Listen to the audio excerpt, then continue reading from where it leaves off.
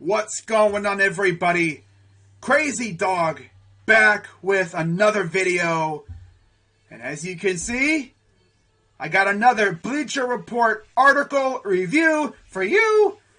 And today's article that I'll be reviewing is most intriguing landing spots for NBA's top trade targets. So, in case you didn't know, the Cavs are actually really good this year. And the expectation is that we're probably going to make at least one trade before the February 10th deadline. Now, if I had to give my honest-to-God prediction on what I think the Cavs are going to do, I think they're going to trade for a 3-and-D type wing player and maybe a backup point guard. Now, you're probably thinking, Crazy Dog, don't you have Rondo? But in my head, I have a theory. Rondo is merely a Band-Aid until the Cavs can find a better option. I mean, I love Rondo. You know, he's a defensive aficionado. But it doesn't really give you that scoring punch that Rubio gave you. Now, keep in mind, when we did trade for Rondo, Rubio, of course, was hurt, and Garland was in protocol. And so that means we had to rely on Pangos and Brandon Goodwin. And, of course, since then, Garland is back, and he is killing it. But, yeah, Rondo has been hurt the last couple games. So, Garland's just been out here cooking people. Brandon Goodwin's also been a good backup option. But, honestly, I think us trading for a 3-and-D wing player is probably the most likely scenario heading into the deadline. But with that being said, let's jump into this article. Again, shout out to Dan Favale for posting this. This was posted today. I literally just saw it on the Bleacher Report page. So, you know I gotta do a review. Now, if you see an article that you think I would like to do a review on, don't be afraid to hit me up on Twitter in the DMs. My Twitter is right above my head right there. You know, shoot me in the DMs and, you know, I might do a review on the article. Or, because I'm probably going to be doing a video on potential trade packages, you could always DM me on Twitter and send me some potential trade packages. Not just for the Cavs, but for any team. And I'll probably do a video on those. So with that being said, let's dive into this article. And you can see the two players in the featured picture, Buddy Hield and Harrison Barnes. Two players that I would love on the Cavs. Man, if we got Buddy Hield, boy, Harrison Barnes would be nice too. But yeah, Buddy Hield would be amazing. But I just don't know if we're going to go after him. So with that being said, let's dive in. First player featured in the article is Harrison Barnes. And the landing spot is the Minnesota Timberwolves. Ooh, wow. Imagine Harrison Barnes playing with Ant Edwards, Cat, and D'Lo to go along with the other guys that they have there. Now, of course, there's the article itself. Yeah, juicing up the front court rotation beside Cat is clearly the focus. Jared Vanderbilt has spent most of the year making romantic advances towards second-team all-defense. And Jaden McDaniels is so flanging quick on the less glamorous end, it makes me say words like flanging. Leave it to Favale to make up a word, flanging. Oh, yeah, but I could definitely see a move like this for the T-Wolves. That would be good, though, for them. Cobbling together valuable offers shouldn't be too strenuous. Either the Timberwolves have enough mid-end salaries to pair with some combo of McDaniels, Nazarene, and picks. And generally speaking, Barnes shouldn't fetch as much as Simmons. No, not at all. That'd be a great get for the T-Wolves, too. All right, next, we're staying with the Kings. De'Aaron Fox to the Pacers. Interesting. Targeting De'Aaron Fox fits the theme of an Indiana Pacers organization angling to pivot without tanking. Okay, makes sense. Partnering Fox with Sabonis could be wonky if they keep Sabonis, and the Pacers will suffer defensively if, read when, Turner is included in potential packages. That's not the end of the world. Fox can fly around the floor when Sabonis has the ball, and more than it needs to preserve a bottom 10-ish defense. Indiana should be seeking an infusion of material at large change. Cool. All right. Next, Jeremy Grant, Memphis. Oh, God. Imagine that. Ja and Jeremy Grant with the rest of that squad. Oh, God. Dang. Bruh. Sentimentalists won't want the Grizzlies to aggressively buy at the deadline. They are blissfully ahead of schedule, a honeymoon pace that enables them to do absolutely nothing. They are 21-4 over the past 25 games with a league best defense and top 3 offense. And only the Suns have a better record against opponents above 500. This team isn't a fluke. Ja Morant's burgeoning top 5 MVP case and all, they have the license to buy. I could see them buying. Definitely. Oh yeah, I could definitely see them buying. Especially Jeremy Grant. They definitely have the pieces to make that work. Memphis has additional first-round picks on top of its own. Zaire Williams, Brandon Clark, Dylan Brooks, and a compilation of short-term mid-end salaries, Kyle Anderson, D'Anthony Melton, Tyus Jones, around which to build packages.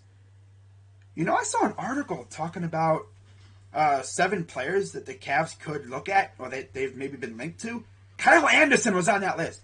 If we were able to finesse Kyle Anderson away from Memphis, that wouldn't be bad. That would not be bad at all.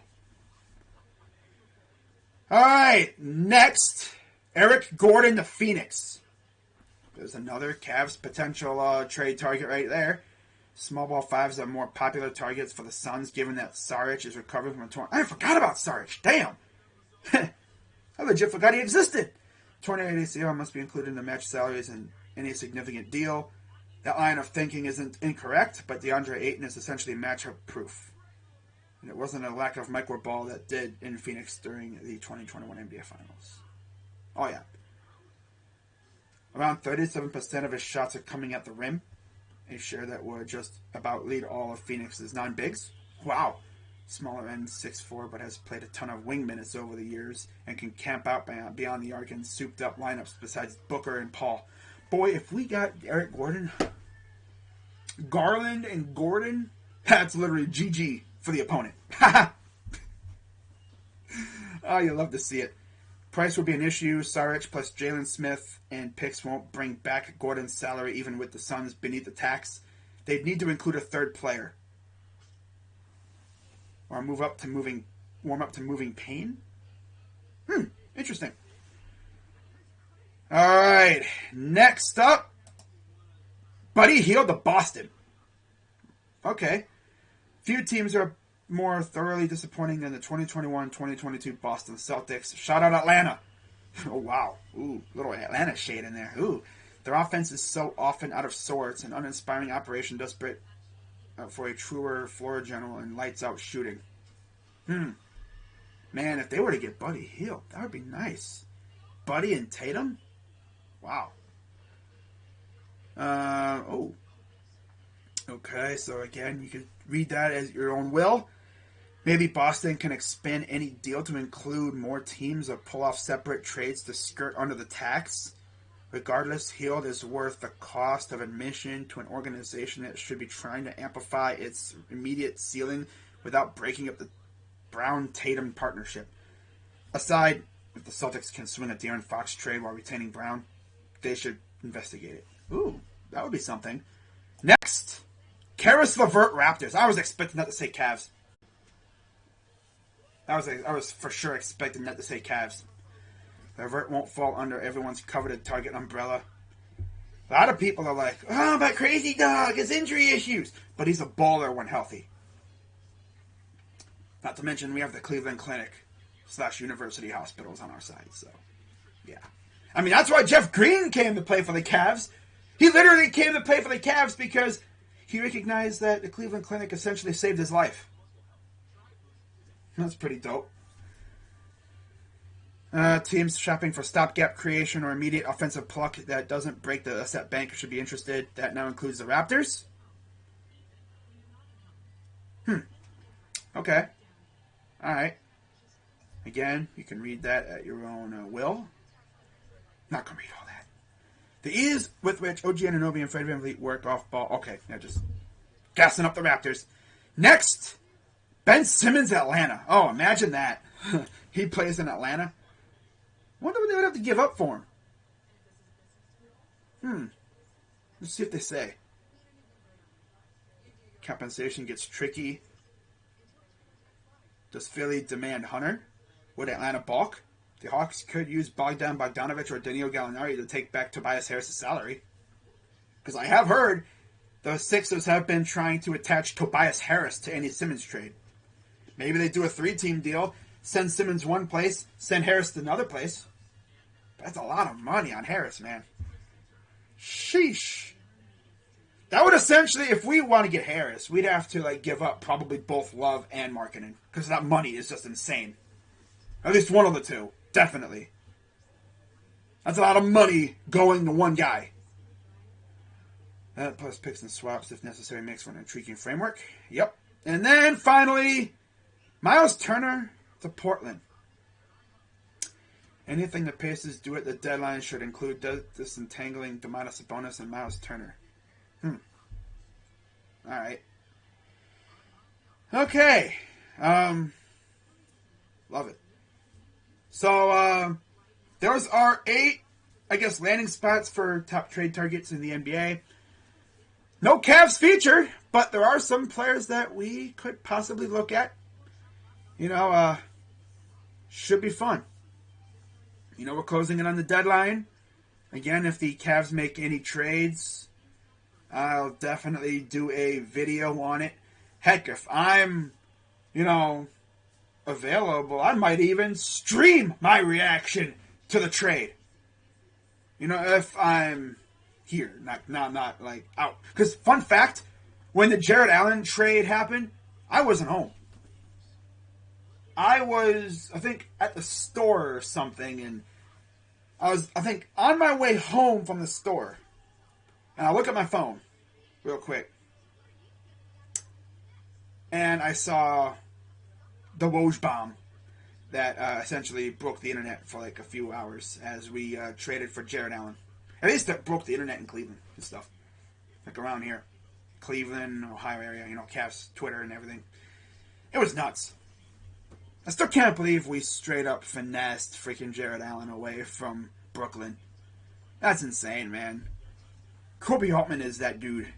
Now, if he can do that again, whew, boy. You know what? I honestly expect Kobe Altman to jump in on a trade. That's what he's going to do.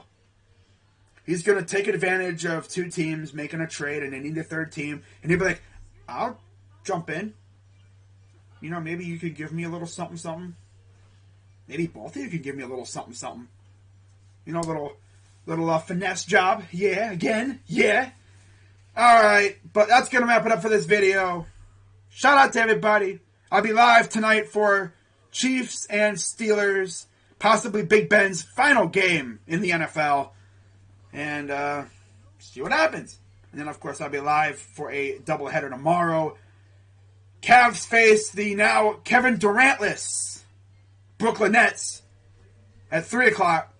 And then, of course, you have Cards and Rams tomorrow night. First ever Monday night football playoff game. Should be fun. But with that being said, I'm Crazy Dog 99. Let's go Cavs. As you see, there's Miles Turner to Portland. Ben Simmons to Atlanta. Karis LeVert to Toronto. Buddy Hield to Boston. Eric Gordon to Phoenix. Jeremy Grant to Memphis. And De'Aaron Fox to Indiana. And then, of course, Harrison Barnes to Minnesota. I could legit see the Cavs going after the majority of these guys, except for Ben Simmons and Turner. Everyone else, I could honestly see us going after. That would be lit. Getting freaking Buddy Hield or Barnes, that would be dope. Oh yeah. It would be lit on this channel if we were able to pull that off. But yeah, again, guys, with that being said, I'm Crazy Dog. Let's go Cavs. And I'm out.